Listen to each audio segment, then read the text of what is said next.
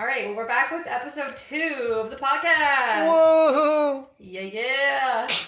I don't know what that noise I just made was. I've never made that sound before. That was It's a beautiful sound. I think it was the right move. I think your body knew that the sound that needed to come out.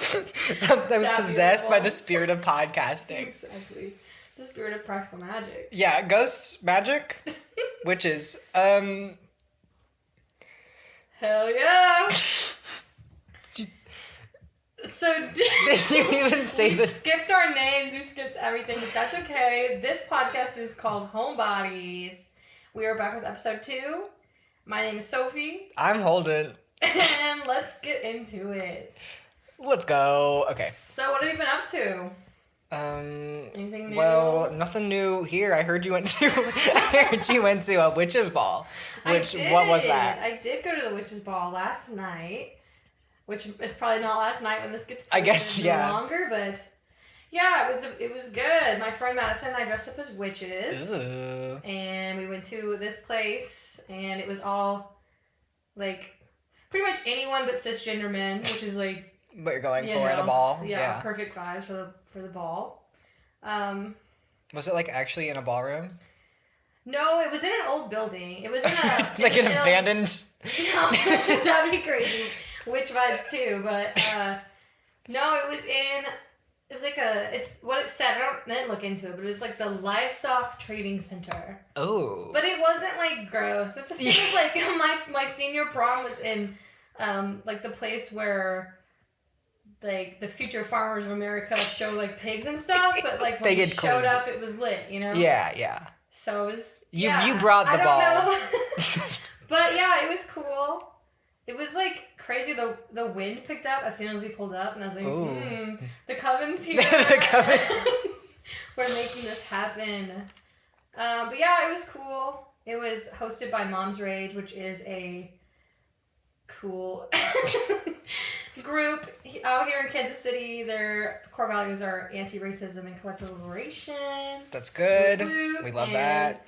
Yeah, ticket sales, like, benefited Air KC, and yeah, so that was cool. Cool vibes, especially because we just read this book. Yeah. So, hella witchy times for us. Did we even say what we read?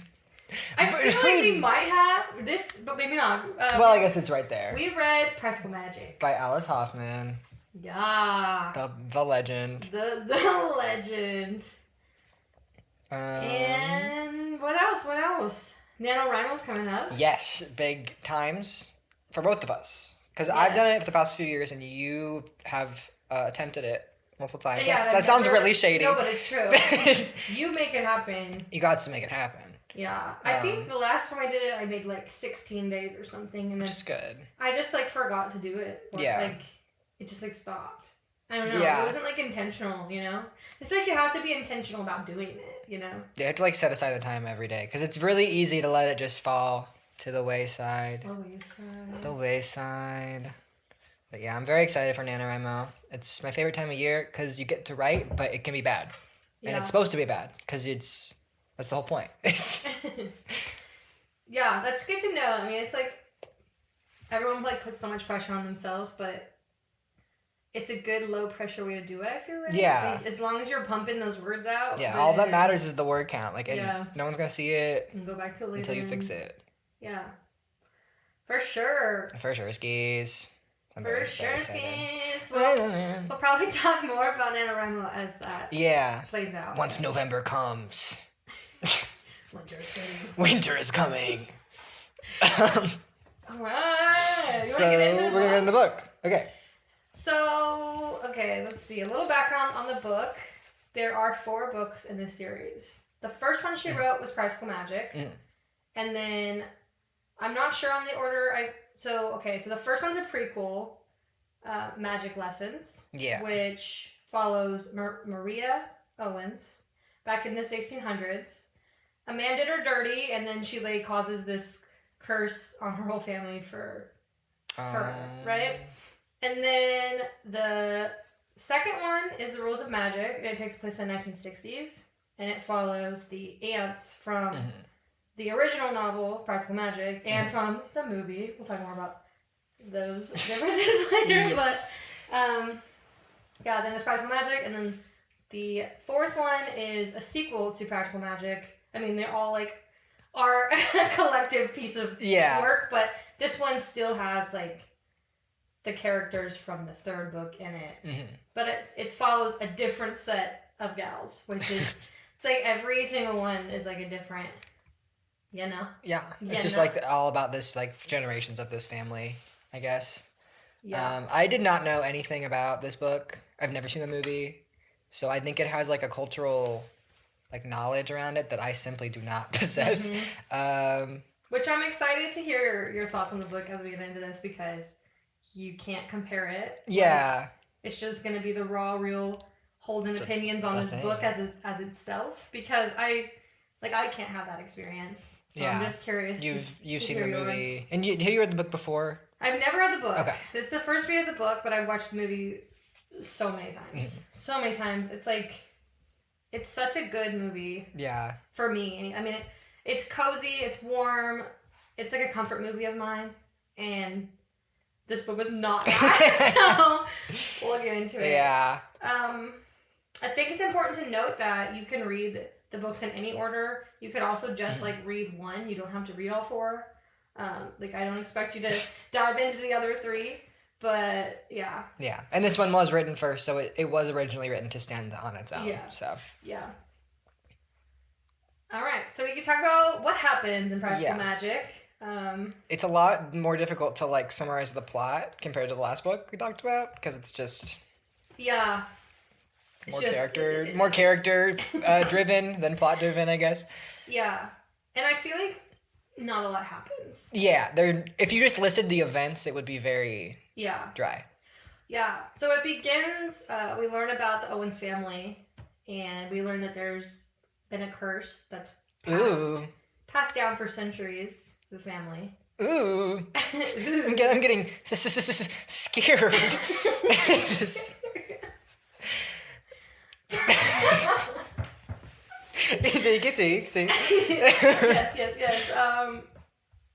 So yeah, there's a curse on the family.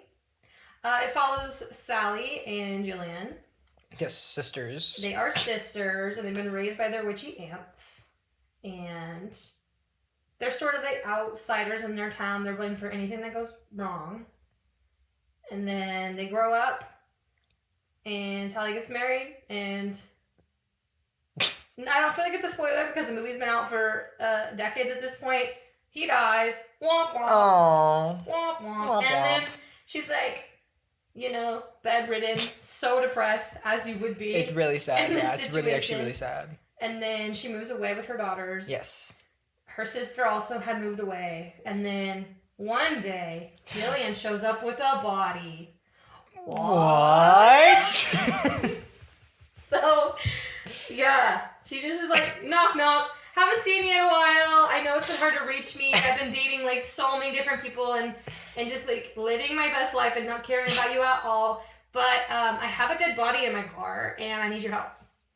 And then Sissy's like, okay, if I must. So, yeah.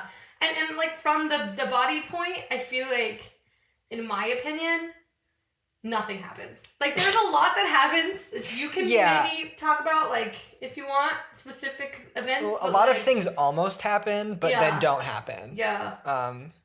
It's just like they bury a body, and then they're like, oh, that was crazy when we buried that body. I hope nothing happens. Yeah. And then luckily nothing happens. Yeah. That sounds really mean. That sounds like I mean, there's no hate to the author here. Okay, so here's the thing. Yeah. Here's my opinion about Alice. Good old Alice. Get into it. I don't know much about her, like, for totally unrelated thing, but like J.K. Rowling, we don't need to get into that, but we have like severe opinions about her, right? Yeah. I don't have that about Alice Hoffman, but I do. So she wrote Aquamarine, which, do you know that movie? That was a big, like, girlhood movie for me. It's like these two girls find a mermaid in a pool, like, who washed up from the ocean, and then they, like, have to help her. And it was, like, huge for my generation of girls, I guess. And she wrote that book, and then she wrote Practical Magic, and I'm like, those are both like peak girlhood type movies. Anyway, so I just like, we love her out here. Yeah. I'm going to say I don't know much about her in the way that we know about like Rowling. So if I'm saying that I love her and she's a bad person, my bad. I don't know. We'll do some research and then cut this out. No thoughts, just vibes here, but yeah. So I think we can get into like not loving it if that's the case. Yeah, well, should we just go ahead with the star rating and then like spoilers? Yeah. What did you give it? I really struggled to rate this because, I don't know, I really wanted to love it. Mm-hmm. I don't know if I rated it high or where it's at. I gave it a 3 stars. I also gave it a 3. Okay. And I thought it was, I was thinking like maybe 3.5 to 3. Yeah. Which I still really liked it. 3 stars is good in my book. Mm-hmm. It just wasn't like life-changing. Yeah, right. That's kind of how I felt about it too. Also, I know the exact same thing happened last time where we gave it the same rating. I did write down 3 stars in here. So I'm not just saying that to be agreeable. I did actually think that. Okay. Next week we can make you give it first. Yeah. No, but I mean, I was expecting you to give it lower than that, to be honest. I feel like you bring a different knowledge level, interpretation vibes. I have a lot of things to say that I wasn't like obsessed with, but the writing was beautiful. Like the descriptions and stuff are beautiful. Have you ever read The Strange and Beautiful Sorrows of Ava Lavender? No. Okay, so I have crazy beef with that book and that author. Okay. I've said a lot of it, and I'm very public about my opinions about Leslie Walton's work. But that book is about this family of magical women who all have troubles in love, and it's going through generations of their life, and it's this very flowery writing. And when I talked about that book before, I was like, there are things about this that I have issues with, that I take umbrage with. You could say, if I was being really, really fancy. But I do really like that premise and stuff. And then I found out that this book exists, and I feel cheated because she just stole all that from Practical Magic. So that's where I'm at right now. I'm comparing this to a book that I have really crazy opinions about. Yeah. Did you already have beef? I've had beef with that book for quite some time. Okay. And I thought, at least it has this, but actually all of that isn't here. All of the good so this is just to say, all of the good stuff about Ava Lavender is in this book. So don't read that one. This isn't about that, but I will bring it up. Yeah. At any chance I get. So anyways, is there anything you want to say off the bat? Off the dome. Off the dome? After ratings? Like, what you were disappointed in or whatever? Do we need to put a spoiler warning, or do we feel like it doesn't matter? I think it probably... I mean, if you're worried about spoilers, we already talked about some stuff that was probably spoilers. Right. I don't feel like... There aren't really spoilers for this In our defense, this movie's been out for so long. Yeah. It's been out since 1998. And if you haven't got to the program yet, or I don't know what the right vernacular is there, my bad. You should have seen it, yeah. That's on you, dog. I don't know what to say. Doggy, that's on you. Yeah, mayhaps be better? Mayhaps be better. And that's exactly what I'm going to say. And on that note, let's... I guess the only thing I would say is, look up the trigger warnings. Yes. We didn't really get into trigger warnings last time too much. I feel like, okay, yes, it's on the person recommending the book or talking about the book to say those things. But also, if you have specific triggers, maybe you do research every time. Is my personal take. Look into it. I will say there's off the dome here, domestic violence, obviously murder. Ooh, well, is it murder?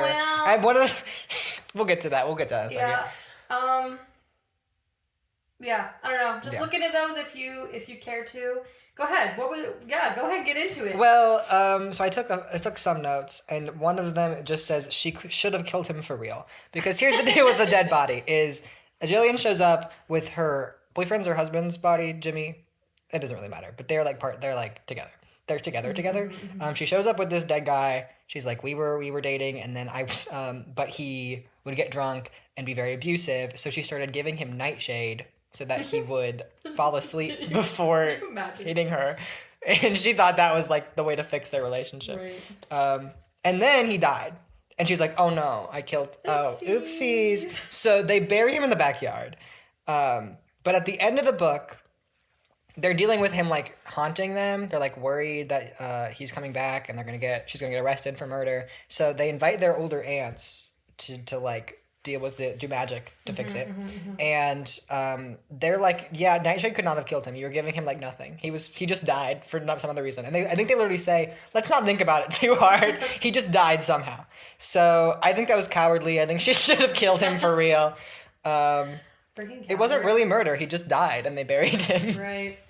Which, okay, just from like thrillers, I mean, this isn't a thriller, I wouldn't say, but like mystery thriller type books I've read in the past, why'd you bury him in your backyard? Yeah, that was a bad choice. Yeah. I mean, it helped with like the vibes of like things growing and like seeing things. Ooh, the ring's there. Oh my god. That kind of stuff. But I was like, okay. We did this for book club, and next month I'm hosting a Practical Magic viewing party. Now you can wait and watch it then. We can also put it on after this if you're dying to watch it and you need to know now. We can get that later, but I'm like shocked that you haven't seen it, to be completely honest. Yeah, so. I'm even at the point where I'm like, what if you put it on? I'm like, oh, I have seen this. I just didn't know it was this. That's quite possible. Oh. That was Alice Hoffman. She's really mad at us. That's crazy. That's never happened. For audio only listeners, the lights just went out and we're being like kind of brutal to a fictional dead man. And he was like, oops. That was crazy. Actually. So anyways. One thing I thought was kind of strange about this book is that there is really very little like actually fantasy elements. Like you could take all of the witchcraft out and it would still be like the same story. Yeah. Which is kind of strange for a book called Practical Magic, I guess. Yeah, I feel like this book, so you compared to the movie, I already kind of got into like the movie is cozy and warm and witchy, and this book, I would say, okay, so like in the movie, the sisters are way more lovable. They're lovable characters. I feel like people can relate to them more. I didn't vibe with them as much when I read the book.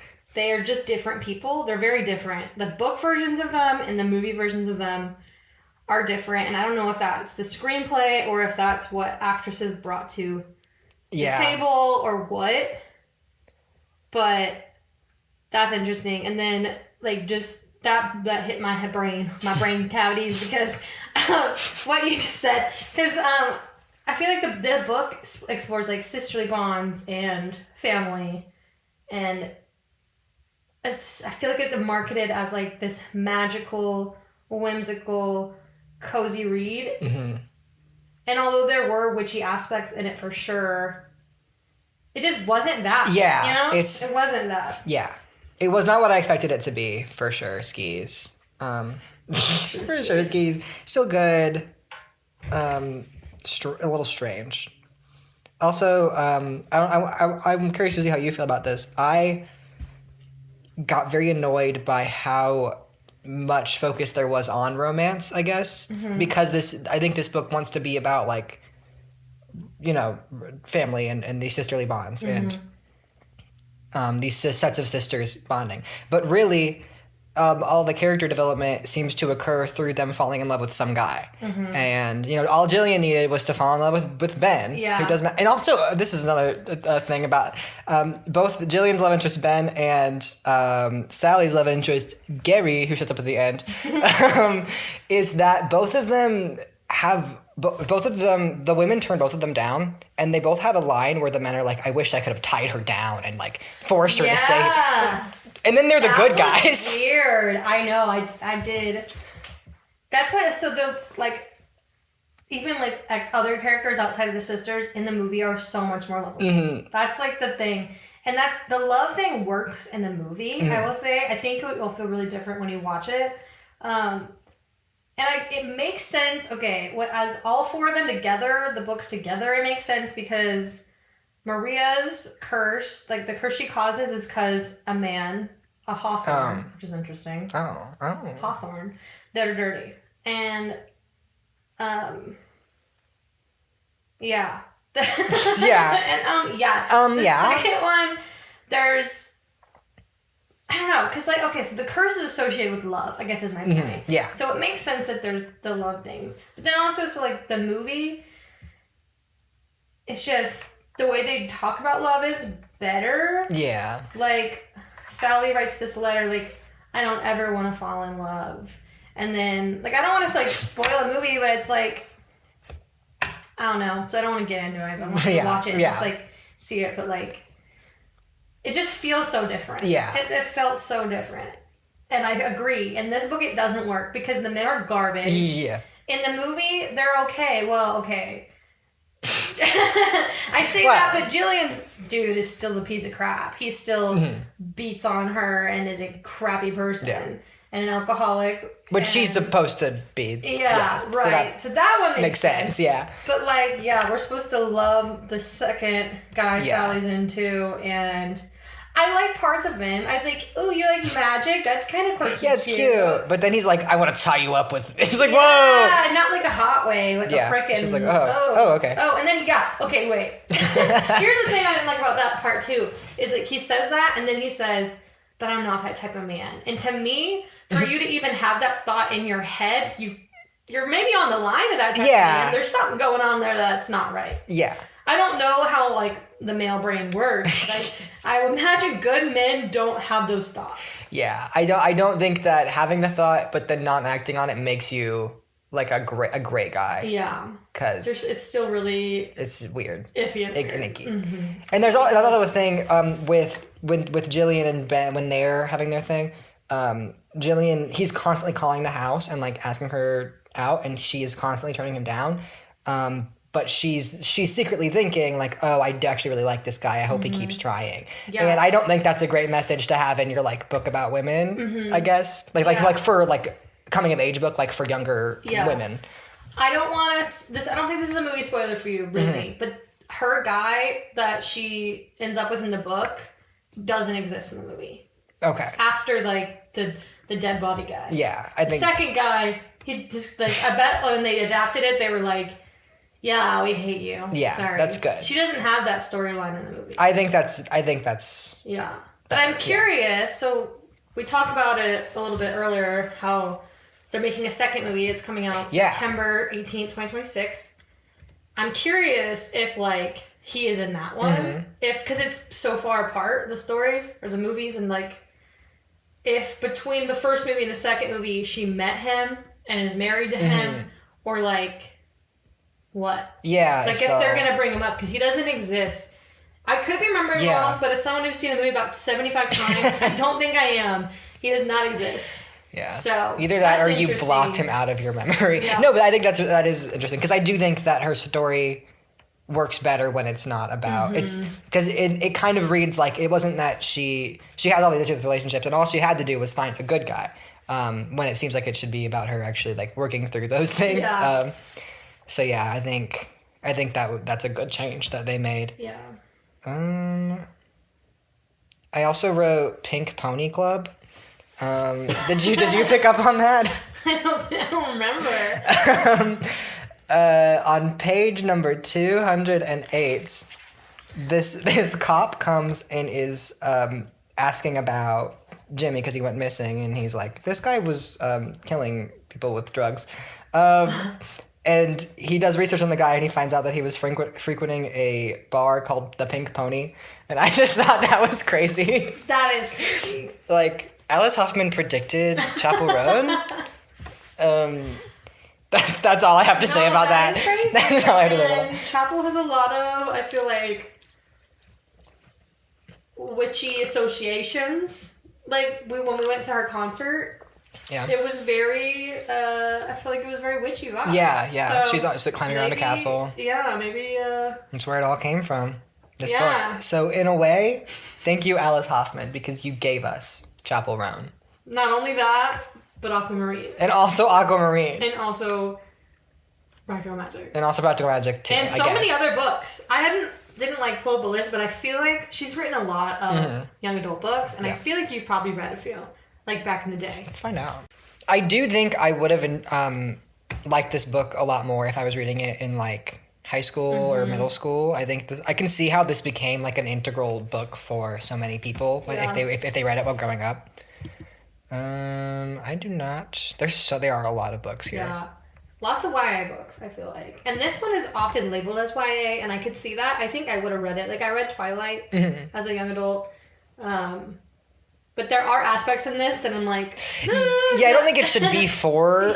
Because, there's, like, the weird, like, sex scenes. Not like sex scenes, but, like, stuff about sex. And then stuff about domestic violence and stuff that I think might be just a little bit intense for the people who have read it. But also, you were reading Twilight. And so like whatever, kids are gonna read anything. I think it's a good way. Like, this is how I envision doing this for my children someday. Mom read ahead of me, and I don't think something like really bad would have had to happen for her to control my reading like that. Like, she let me read Breaking Dawn, which is like what I know from the movie. Eat your So I think that's just a cool approach. I don't think there's anything wrong with young people reading things that aren't for them, but I think it's important for it to be labeled. Like, I think it's good for young people to know, like, this is supposed to be too mature for me. Right. This isn't something that I'm supposed to, like, emulate right now, I guess. I think that's good. Yeah. Like, and there's a difference between reading this at 12 years old and reading this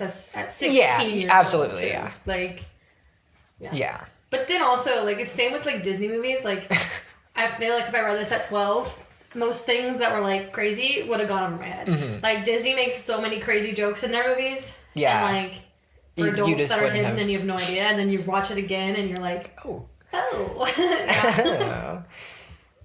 Anything else? I wrote down anti-younger sibling propaganda. There's a scene where she's talking to someone and she's like, was that your younger sister on the phone? And the woman's like, yeah. She's always messing her stuff up. She's being younger. That's ruins them being the youngest. I just thought that was funny. Another kind of fun pick for our sibling podcast is to have this book about these sets of sisters. Yeah. Where the younger sister is always causing problems. Yeah. That is funny. I mean, again, to bring it to the 800,000th time, she is so much more likable in the movie. Like... yeah, Jillian, she still does have her moments of, like, she runs off with the guy, and, like, obviously she shows up. Well, it's also different in the movie, how the body thing comes to be. I'm not going to get into that, but it's a little bit different than her, like, knock, knock, I got a body in my car. It's not that. So, that's also, like, better. Yeah. I did like her. Like, okay, I didn't like her. She frustrated me a lot as a character, Jillian. But I did think she was really fun to read, which I think is... it's good to have, like, crazy people who are also really fun to read about because they're always doing insane things. Yeah. That's how I felt, too, about... okay, so in Sally, the one thing that stuck out to me was when she was having these thoughts. I can't remember. I didn't write it down, but I think it was on a cat. Like, what if I killed that cat? Or whatever. You know what I'm talking about? Yeah, or near the beginning when she was younger. Yeah. It was like a minor thing, but I was like, that's also weird thoughts. Yeah. That stuck out to me. At the beginning of the book, when it's about them being younger kids, and all of the house cats follow Sally to school, and they're already, like, really ostracized and stuff. So people are being really mean to her about these cats being there. And she's like, she has the thought, like, if I would have drowned all these cats or shot them all with BB guns if I could. And then she's like, and then she feels really, really bad about that. Like, and then she's, like, vegetarian for the rest of her life. Yeah. Like, because so it's good. But also weird. Whoa. Never in my life have I thought, I'm going to BB gun all these kids. I did once dunk a bunch of kittens in a fountain. Like, not their heads. This sounds worse. Just their bodies. I was giving them baths, and I do not know why. So I do get, like, kids do things without thinking about them. Yeah. But the thinking about it part was crazy. Yeah, it's just weird that, like, have that inner monologues that were in this book, because it's for most of the characters. They have at least one moment where it's like, oh. Yeah, like whoa, which is I guess it's, everyone has crazy thoughts. Yeah. But maybe not this crazy. Yeah, and we don't know. I don't know what the majority is. I don't look at statistics like that, but Yeah. Yeah. Anything else you want to talk about the book? That's all my notes. Yeah, I feel like we got into it. I mean, I know we mostly said negative stuff. I did think the writing was really beautiful. Yeah, The story was a little weird and but I wasn't bored. Yeah. You know, and it could have been very boring because like we said, there aren't that many events, but the writing was still very engaging even throughout all of that. Not a favorite, but pretty good. Yeah. But I guess our outcome for all of this is you should just watch the movie. Apparently, is where we've landed. Yeah. I mean, if you're hesitant to read the book, I say go for it. But I don't think you're not missing out either. Yeah. Yeah. I mean, that's Practical Magic. That's our thoughts on Practical Magic. And yeah. Yeah. We out. Are we good? Are we out? I think we out. Whoa, we out. Bye. Bye.